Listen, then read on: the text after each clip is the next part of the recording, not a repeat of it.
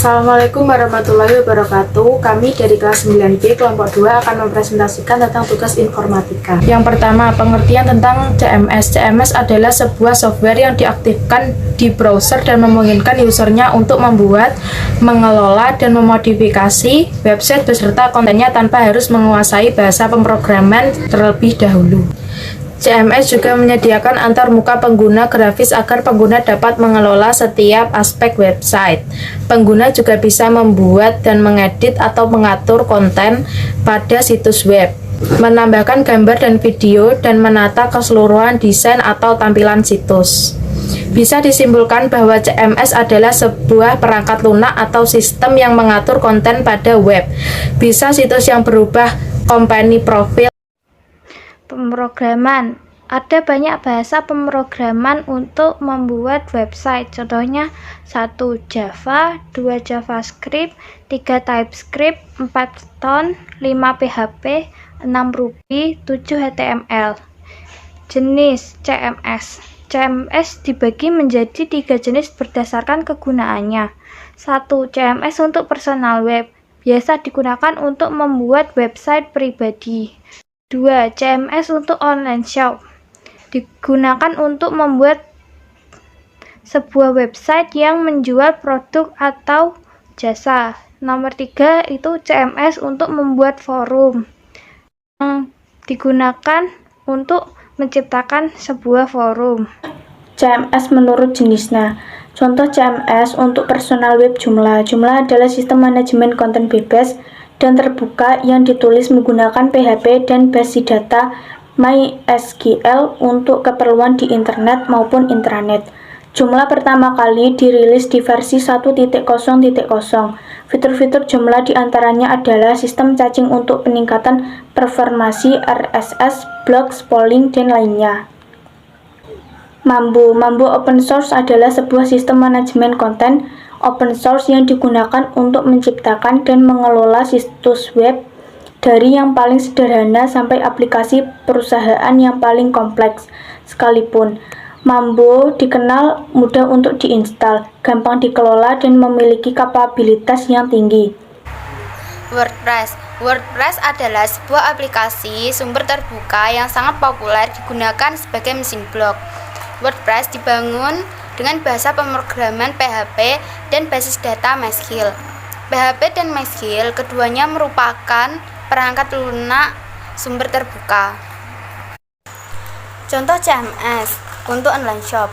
Yang pertama, PrestaShop. Diterjemahkan dari bahasa Inggris, PrestaShop adalah premium platform e-commerce open source. Perangkat lunak ini diterbitkan di bawah lisensi perangkat lunak terbuka. Ditulis dalam bahasa pemrograman PHP dengan dukungan untuk sistem manajemen database MySQL. Ini memiliki ketergantungan perangkat lunak pada kerangka kerja Symfony PHP. 2. Magento. Magento adalah web application yang berbasis CMS atau sering kita kenal dengan Content Management System yang dikhususkan untuk e-commerce atau penjualan online. Aplikasi ini dibuat menggunakan Zend Framework. Sedangkan untuk database-nya, aplikasi ini menggunakan Entity Attribute File atau EIF. 3. Drupal. Drupal adalah sebuah perangkat lunak sistem manajemen konten yang bebas dan terbuka yang didistribusikan di bawah lisensi GPL. Pengembangan dan perawatannya dilakukan oleh ribuan komunitas pengguna dan pengembang di seluruh dunia.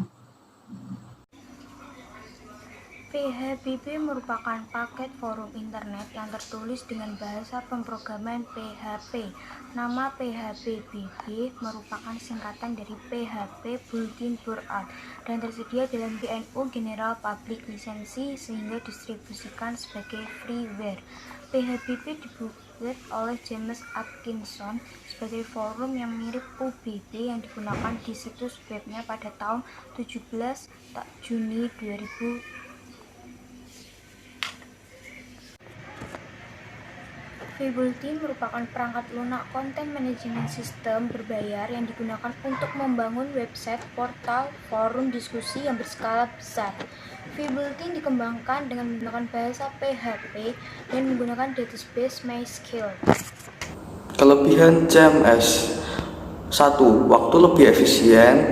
Pengguna tidak perlu lagi merancang, mendesain, lalu mengcoding. 2. Biaya banyak yang gratis dan bahkan sudah banyak yang open source. 3. Mudah digunakan, tersedia panduan dalam menggunakan CMS. 4. Terdapat banyak tampilan yang dapat dipilih pengguna untuk mempercantik halaman website. CMS ada 3 macam, yaitu keterbatasan fitur. Fitur beragam namun tidak semua dibutuhkan pengguna. Bahkan ada yang diinginkan namun tidak tersedia di CMS. Yang kedua, kemiripan website. Akan terjadi banyak kemiripan website karena pengguna CMS yang sudah terlalu banyak. Yang ketiga, masalah keamanan. Karena gratis dan dipakai banyak orang, aplikasi ini rentan dikena hack. Sekian dari kelompok saya. Assalamualaikum warahmatullahi wabarakatuh.